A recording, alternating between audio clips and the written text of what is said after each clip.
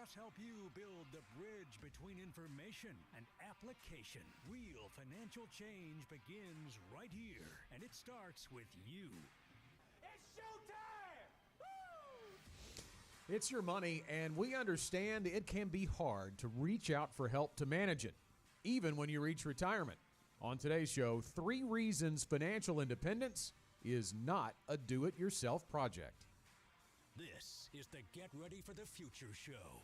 Hello, everybody. Welcome. It's the Get Ready for the Future show as we're getting closer to the end of January into 2023. And 3 reasons financial independence isn't a DIY project. That's the subject of today's show. I'm Scott Inman, John Shrewsbury, and Tim Key on board to talk about this today. Good morning to both of you. Good morning. Good morning. So when you think of DIY, and I'm going to say DYI several times. I don't know why I transpose those letters, but I will. It's easy. I may need to stick to do-it-yourself instead of using the acronym there. But when you think about do-it-yourselfers, I was thinking about this before we went on.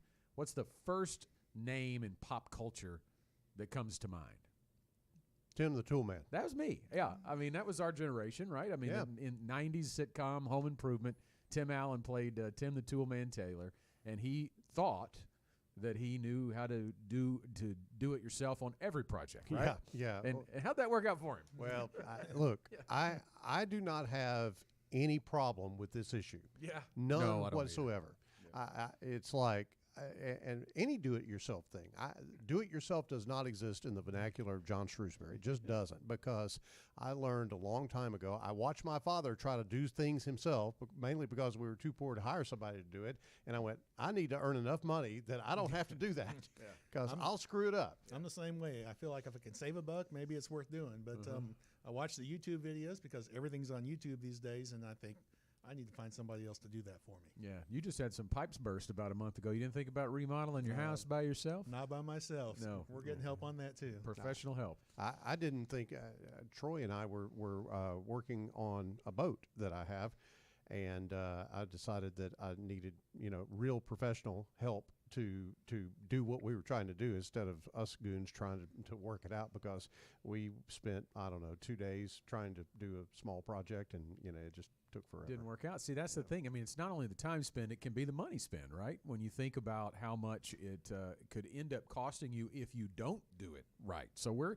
going to kind of segue that, the DIY mentality, into your personal finances or your search or goal of financial independence. But first, we do want to take the chance to remind you about an opportunity to find out about the markets and the economy, what's going to happen in 2023. We talked recently with LPL Chief Economist Jeffrey Roach to talk about that. It all stems from LPL Financial's Outlook 2023. We talked about recession probability, housing market, lots more. If you want to check it out, it's available now. Just go to getreadyforthefuture.com/Outlook 2023. It won't take a lot of your time. It's only, I think, about 20 to 25 minutes in length. John and I interviewed Jeffrey, and he's very easy to understand. That's what I like about him on the interviews. But he talks about the recession probability, the housing market, what we think the market could possibly do based on those economic outlooks. So be sure to check that out and get kind of a good grasp of what we may be expecting here in the new year. So as far as the financial independence not being do-it-yourself project, we talked about the 3 reasons. So let's dive in.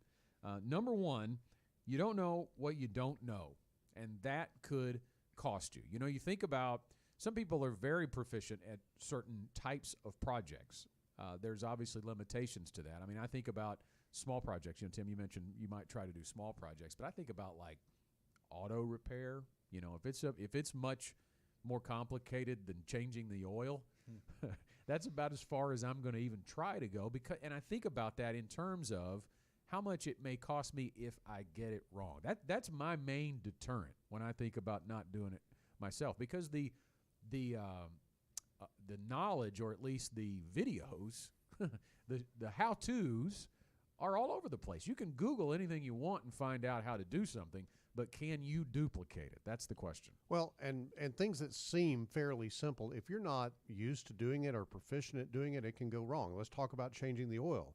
You leave the oil cap off after you've changed the oil, and start up the car and drive it a little bit, you got a teetotal mess and maybe even a fire. Right. And so there are things that again, and people would go, well, that's stupid. Why would you do that? Well, if you're not used to doing it, you could very well, get caught up in what you're trying to do, cleaning up everything and not put that oil cap on. And then all of a sudden the engine sprays oil all over the exterior of your engine and could create a fire. And so, Tim, I think that the parallel here is that it seems fairly easy that, there's the stock market out there, the S&P 500. Let's find an S&P 500 fund, throw some money into it. How difficult could this be? Well, I think the big thing here is the rules that you played by yesterday may not be the rules that are in place today. Like the Secure Act 2.0, things like that are changing the dynamics of, what is available out there. The limits that you can put into an IRA or a 401k, they change every year. So if you're not staying on top of that information, then you're missing out. Maybe by not contributing as much as you could, or some of the different things that are in place to allow someone maybe some benefits to different types of accounts, different types of products, things like that. Scott, we've said for years on the show, and even wrote a book called Your Retirement Should Be More. And that is absolutely true. It should be more than just investments. Investments, if that's all it was, yes, putting some money in a mutual fund or whatever the case may be, everybody could do that. Most people do that in their 401k plan. But it's all the other stuff that surrounds that, the regulations, the rules, the risks that are involved that you may not be aware of, things that can show up out of the blue and bite you. Those are the things that make this difficult and not a do-it-yourself project. Yeah, I think it is pretty easy to accumulate wealth if you consistently save and you are invested in the right types of investments over time.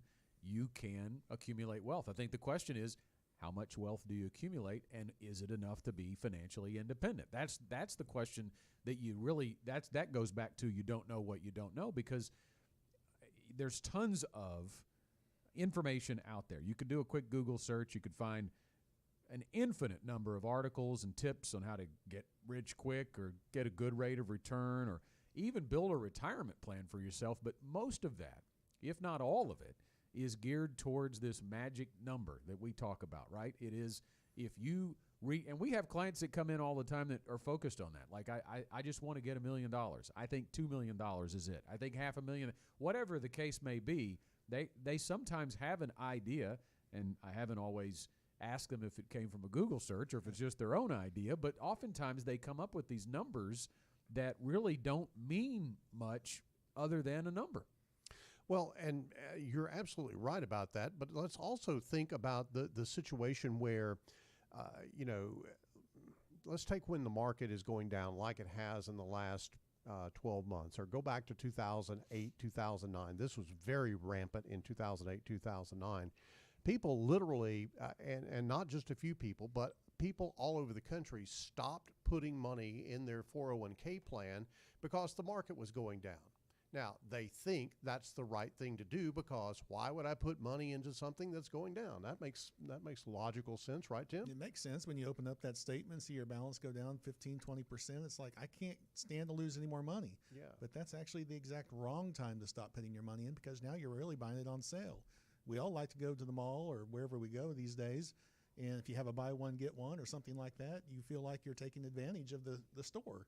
But in the stock market, when you're able to buy something 30% discounted, you're actually buying something on sale. And as long as you're buying a good stock, good mutual fund, and it's going to come back over time, you're going to do much better. It just belies the whole concept of dollar cost averaging. Dollar cost averaging says stay with it when the market is going down, because you buy more shares for less, for the same amount of money that you would have spent if the market had stayed high. Maybe even you got less shares as the market is going up. But people understand things like the cow story that we've taught people on this show for years and years, and in workshops and what have you. People that understand that, they go, oh, that's when I need to buy. But people just allow their emotions to take hold in situations like that. And that's why we say that you don't know what you don't know. If you're not aware of those things, then what you reason in your mind to be logical to do may be exactly the opposite thing that you need to be doing. Go ahead. Well, I was going to say there's only so many things you can actually control. You can't control which direction the market's going to go and all that, but you can control how much you're going to put in to your 401k or to your savings plan each and every month. Yeah, I got a real good dose of the buy one, get one just the other day. Go to Kroger, went to get groceries earlier this week, and was checking out, and I buy a certain brand of honey wheat bread and put it on the counter, or put it on the scanner, or I didn't put it on, but the lady checking me out did, and she said, well, you know, the other brand over here is buy one, get one. And I actually stopped and went back and took that bread back to the bread aisle because I was going to get buy one, get one. I mean, we like a deal, right? And there were 5 people behind you that were really mad. No, now there wasn't. There wasn't. I was the only one in line because I probably would not have done it. You're right. I probably would have done it if I was holding somebody up. But I went back. I took the bread back because I wanted to buy one, get one. He's that guy. That guy. I mean, it was what, $3 loaf of bread, but we do like the deal, right? Well, sure. So that's how you have to look at it when the market is down and you are accumulating shares. It is deal time. And you are getting more shares once the market goes back up. It could really be additive to your return. But I think about things that Tim talked about there too, about the staying on top of the 401k contribution limits that change every year. If you have that margin in your life where you are consistently maxing out your contributions, but you're not keeping up with that, you could be leaving pre-tax contributions on the table. And then we think about into retirement when you are pulling from your assets and it's from a qualified account, taxes become a real big issue, and understanding how your assets will be taxed when you withdraw them can make the difference in thousands of dollars. Scott, before we leave the dollar cost averaging thing, let me make sure that our regulators are very happy with us and say that dollar cost averaging doesn't assure a profit or negate a loss necessarily, and you have to stay with it during those downtimes in the market for the concept to work. But it does allow you to have the opportunity to accumulate more shares when the market is down with a regular systematic investment program. But the key is you got to stay with it. But again, it does not guarantee a profit or secure against a loss. Well, I did put one of the loaves of bread in the freezer because it could have molded, right? So that's right. It doesn't. The buy one get one doesn't always work out, right? Kind of the same thing. Exactly. A Morningstar study. We talked about all of these things that are really not related to just putting money into an investment and watching it grow when it comes to financial independence. A Morningstar study took 5 separate issues related to making good financial decisions and compared how do-it-yourself investors typically react to the issue as opposed to those following the suggestions of a financial advisor. So the study evaluated these 5 things: allocating clients' total assets, income planning and account decisions, retirement planning, product options, leveraging tax advantages through allocation and withdrawal strategies, and considering expected retirement expenses. And the study concluded that the methods recommended by advisors could boost clients' retirement accounts by 22.6% over the methods of a do-it-yourself investor. Oh, but you know, those financial advisors, they're really expensive, and you know, I'm going to save some money by doing this, and I'll figure this out. They're not anywhere near 22.6%. That's right. That was my point. That's an astounding number. That's obviously an independent study by Morningstar, which is an independent third-party mutual fund rating service. They study all kinds of things, retirement and investment-wise.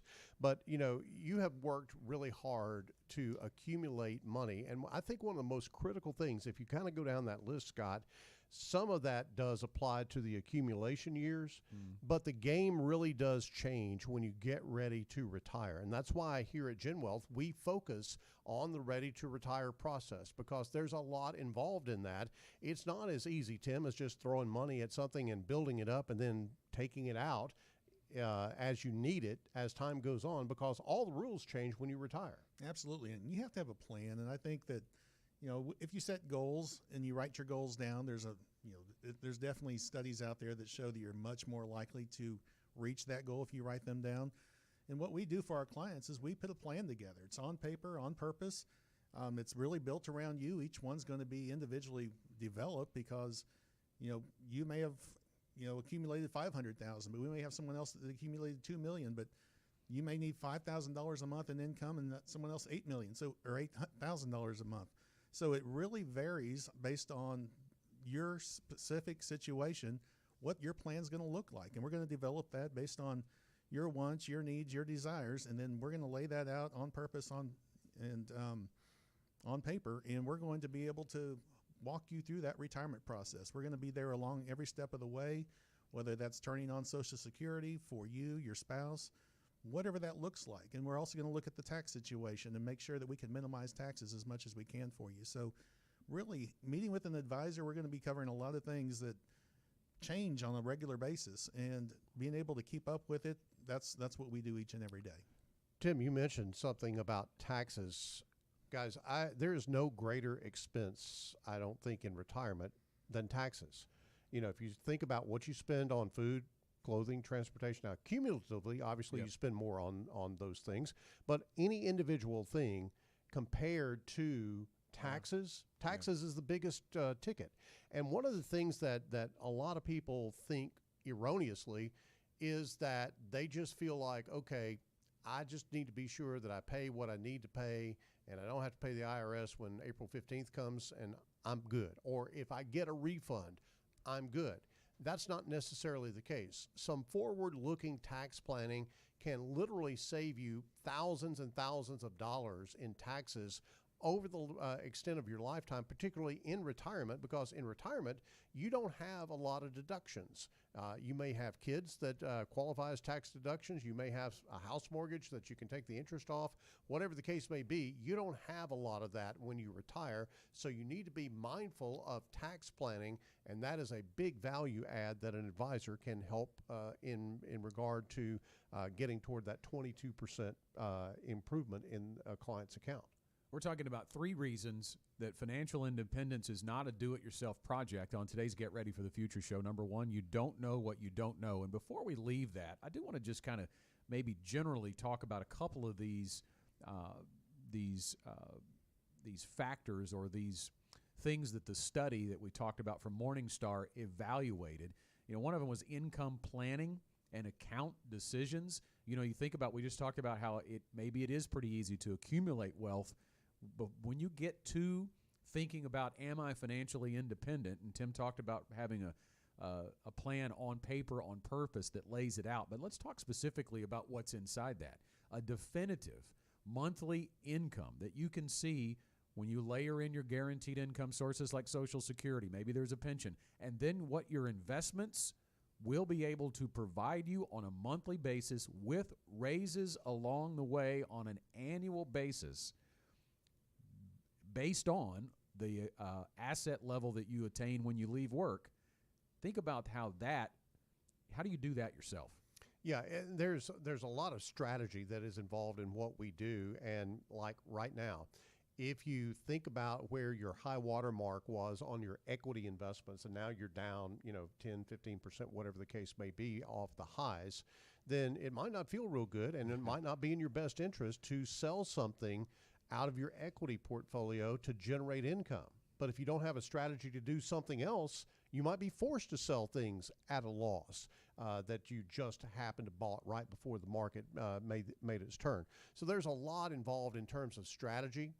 That's why things that we do here at GenWealth are, number 1, education-driven, strategy-based, and team-delivered. What does all that mean? Well, education-based meaning that you need to know why you're doing what you're doing. You need to understand that strategy behind it.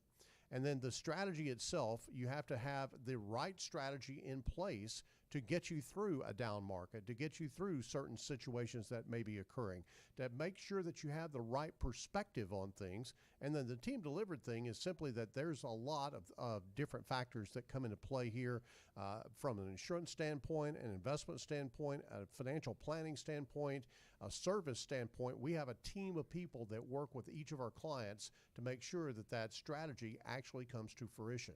I don't want to miss out. I don't want to miss the other 2 components to this, Yes. But I want to move on. But I do want to hit one more real quick, because it's so good to see this in a study. But retirement planning product options. I wanted to kind of camp out on that just a minute too, because when you think of retirement planning product options, what kind of products are out there? Well, you think about the term annuity as an all-encompassing one thing, one type of retirement product, and people have positive or negative. I don't know that really many people have neutral views of annuities. They are either good or bad, and a lot of the noise that's out there from the media and from other financial advisors, let's go ahead and say that as well, can sway that one way or the other. But the reality is an annuity is a neutral product. It depends on if you need it or not. So understanding that, going back to the education focus of GenWealth, understanding that some annuities offer lifetime income. Some annuities do not. People talk about how annuities are super expensive. Some annuities have no explicit fees. So it just depends on the type of annuity. Which type of annuity are you talking about and whether you need it, because not all of our clients do. Absolutely. And I think we always tell our clients that we want to plan first. Yep. We want to make sure that plan is down, and then we go to our toolbox that has all the different products in it that we can pull out and utilize to make that plan work. Going around annuities, there's all kinds. There's fixed index, there's variable index, there's so many different types. And if you're trying to do this yourself, I mean, more than likely you're going to fail at it, because sometimes we question ourselves on what needs to be done, but we have a team of people that we can bounce things off of and make sure that we get things right. So being able to have that education, if you have had a bad negative effect, or you don't care for annuities, or you heard something, come in and talk to us, and we can explain, the goods, the bads, and the uglies, and everything else that goes on, because we've seen it all. Yeah, there are tools out there that for the right job, they're exactly right. For the wrong job, they're the absolute wrong thing to do. You have to have somebody to be able to discern that and help you to understand what is proper, just, and the equivalent of what you need in your plan. When you think about the do-it-yourself nature to that, how complex those product options can be, you do need the education, and you need a trusted advisor to walk you through that. Just one component to the financial independence planning concept. So number 2 on our list of 3 reasons financial independence is not a do-it-yourself project. We tend to have an emotional attachment to our money. No, really? Is that true? And that can be costly. I have an emotional attachment to my money. And I tell clients a lot of times that I look at all my clients' accounts almost on a daily basis except for my own, right? Because I do have an emotional attachment to that. And you can make the wrong decision at the wrong time for the wrong reason when you let fear or doubt drive it. Yeah, fear is the biggest emotion I think that a lot of people deal with there. And fear can make you do really bad things at the wrong time. That's an absolute truism. We could spend probably the rest of the hour talking about that, but we'll forego that to be sure that we hit a couple of other things. There is one other emotion that I think comes into play here, and that's comparison or competition. My buddy got this much money or this rate of return. Why didn't I get that rate of return? Well, his situation may be completely different than yours. He may be taking twice or 3 times the risk that you're comfortable taking. So it's really not about a competition. It really is about solving your problem. It's not about the market and what the market did. It's what your economy requires, and being sure that your plan fits you and not necessarily your buddy. I think that's an incredible point that a lot of people miss, and they get caught up in that comparison mindset. Well, I think we're really built around a microwave culture these days. We want everything immediately. And it's really about the tortoise and the hare. If you actually go back and read that story, who wins the race? It's the tortoise. It's a slow and steady. So there's a lot of discussions around that water cooler that I think people actually just make up the returns that they're getting in some cases, to make it look like they're doing a better job than they are. But if you've got a plan and you're making progress toward those goals and everything, then you're winning the race. Yeah. I can just see. I know this happened to one of my clients years ago. I think at work they all kind of conspired against him, and they all made up stories about what kind of return they were getting. Yeah. And he was just like, I don't understand. I don't understand why they're getting on it. And so you start looking at, and it wasn't even possible to get the returns that they were talking about in the current market environment that we were dealing with back then. So I think they were just kind of gigging him about that. But that's what can happen, that you can feel terrible about your situation. That's what comparison does. You experience that on social media. Go on social media. Well, that guy went on that vacation, and he's got that kind of car. And well, you don't know what kind of debt he's got behind that either. Well, you think about that comparison, and sometimes maybe even if that rate of return that is quoted by their friend or their buddy at the water cooler is true, well, what time horizon are we talking about? Right. Maybe they got it really good in 2021. What do they get in 2022? Because they might be taking on more risk than is appropriate. It's like the gambler who always tells you about the winnings that he has at the casino, but you don't hear from him when he loses, right? Absolutely. I've heard a lot of people, they won the lottery, won 10 or 15,000, but how much did They put in? spend Yeah, to no get kidding. there? Well, and I think one more thing on this point before we move on, too. It's not always just emotional attachment to our money when it comes to investments. You think about making the right financial decisions. Maybe we really want our kids to not have to pay for college, and that's an admirable goal. But if you're doing that at the expense of your retirement, we would say that's the wrong financial decision. Yeah, you've got to take care of you first. It's the old adage of if you get on an airplane, they tell you, if the mask drops down, put your mask on first and then help the person beside you. Because as Janet is fond of saying on this show many times, if you do not take care of your own retirement, what's going to happen is that you're literally going to end up living with your well-educated children during your retirement because they'll have to be taking care of you. Nobody wants to do that. All right, so our third one and final one on 3 reasons financial independence is not a do-it-yourself project. Experience can bring discernment. This is the old Kenny Rogers adage, you got to know when to hold them and know when to fold them, right? There is a DIY type show called Flip or Flop. Have you seen this? Oh, yeah. Not about retirement planning, but it is about a couple that buys foreclosed or cheap homes, often without really knowing the state they're in. They walk in, they have to renovate them and try to turn a profit. Sometimes that works out, sometimes that doesn't. And there are some mindsets and strategies out there that are flops as you approach retirement too. One is investments alone. And that's maybe not a mindset that you really think about, but some people think if they have a 401k statement, John, they've got a retirement plan. Yeah, that is not a retirement plan. Let me reemphasize that. Your 401k is not a retirement plan. It is a retirement account that is part of a plan if you happen to have one. If you don't happen to have that retirement plan, then really all you have is a package of investments, and that is not what you need. And so that's why it qualifies as a flop when it comes to financial planning. That mindset shift that has to occur is to transition from accumulation to decumulation. That's not right. a word we really want to use. We like distribution. I like that. Decumulation suggests that it's all going away. You don't want it to go to zero, of course, but the withdrawal strategy matters here. Investments alone, in other words, my 401k statement, I have $1 million. Well, what does that really mean? If that's all you have and you don't have a plan, we would say that is a flop.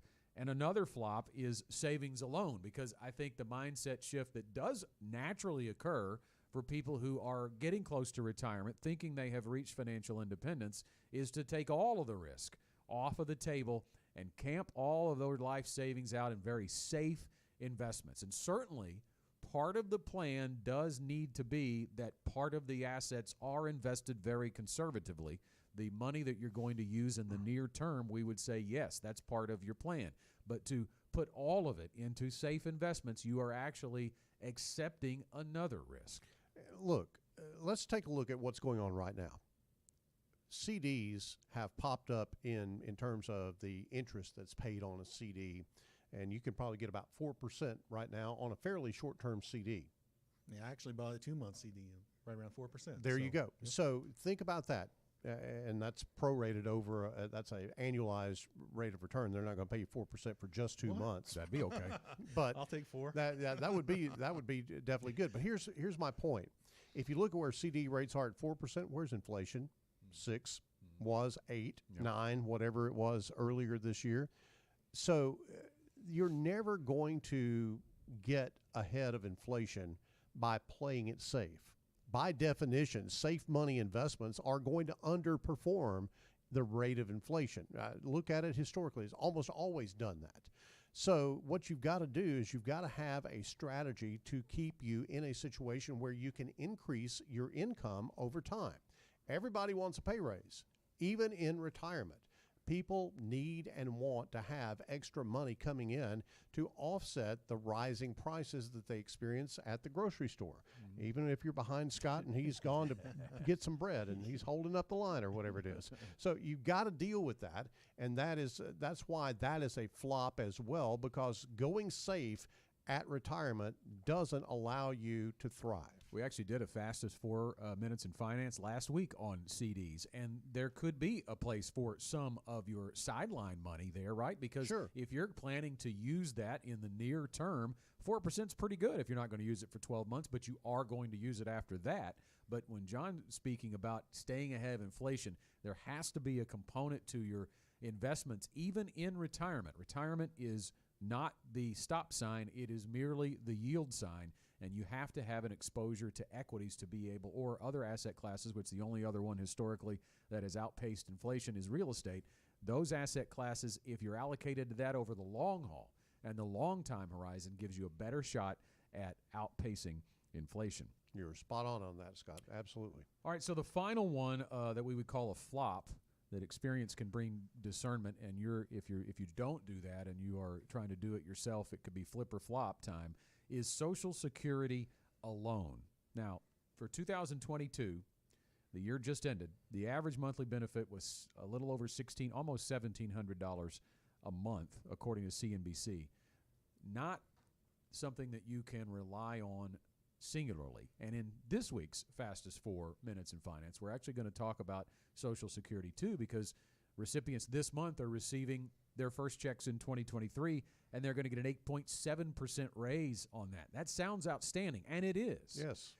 But when you look at how that is built, that the CPI from the year before determines your cost of living adjustment, there's a study out there that says we're still way behind. They're not keeping up with the actual cost of living that they need to battle inflation. Social Security is not going to keep up, and it doesn't start from a place that's enough in anyway. Let's face it, you're going to live a minimal lifestyle if that happens. Yeah, Social Security was never intended to be the only source of income you had in retirement. So if that is the only income you have, you are going to struggle unless you are completely debt-free and you actually honestly live like my dad, who doesn't spend much money anymore. So he's able to take care of most of everything he does with his Social Security benefit. But that's not the lifestyle that most people are going to want to live, especially in their go-go years, in their 60s and early 70s, when you're able to go and travel and do a lot of different things. You're going to want to have some money from your investments. And then the question is, how do you take that money from those investments on a regular basis, and how does that need to be invested and allocated? Scott, we've talked about a lot of flops here. Let me do a flip real quick. Okay. Flip your perspective on financial planning. You may think financial planning is hard. You may think financial planning is costly. You may think financial planning is, insert whatever word you want to insert there. Financial planning is what guides you through the maze of all these things that we've talked about and gets you to a point where you have clarity about where your future income is coming from and how you're going to increase that income over time. 3 reasons you should not do it yourself in your financial plan, in your route to financial independence. It's time for our final thoughts, and Tim will let you recap. Well, I just think there's so many things out there in the financial world that you don't know, and if you do a Google search, you're going to get so much information that it's going to be hard to really analyze that yourself. And then again, our emotions are going to get the best of us in a lot of different situations. So I really don't think this is an area that you want to do it yourself, because you do need to have clarity on where you're going, what you're going to do, and being able to meet with a financial advisor and have a plan that's going to get you closer to your goals. Scott, my thoughts are, look, don't take our word for it. Take the word of Morningstar. They conducted an independent third-party study, and it says advisors can really help clients, especially in the area of income planning and retirement income planning and things of that nature, boost their account values by applying the proper strategies that are wholesale different than what DIY people would do. Don't miss the opportunity to be involved with a financial advisor and set yourself up on a path toward financial independence. Well, I'm going to close out the show with my final thought that actually is something you can do yourself. It's begin the conversation. Begin to take a step towards working with a financial advisor. You can find out if your current strategy is likely to succeed. Tim mentioned the word clarity. This is the first focus of that clarity. You can visit 15minuteretirement.com. That's the number 1 and 5, and then spell out minuteretirement.com, or text the word checkup to 501-381-5228 to get your free assessment and take the first step toward true financial independence. That's text the word checkup to 501-381-5228. And that's all the time we have for this week's Get Ready for the Future show. We thank you so much for being with us wherever you get it, on podcast, on radio, online, and we hope you'll join us again for another episode next time.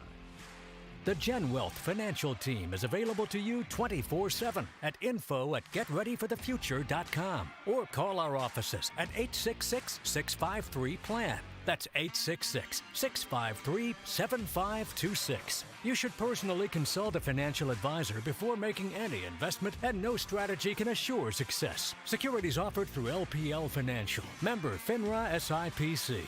Investment advice offered through Independent Advisor Alliance. Independent Advisor Alliance and GenWealth Financial Advisors are separate entities from LPL Financial.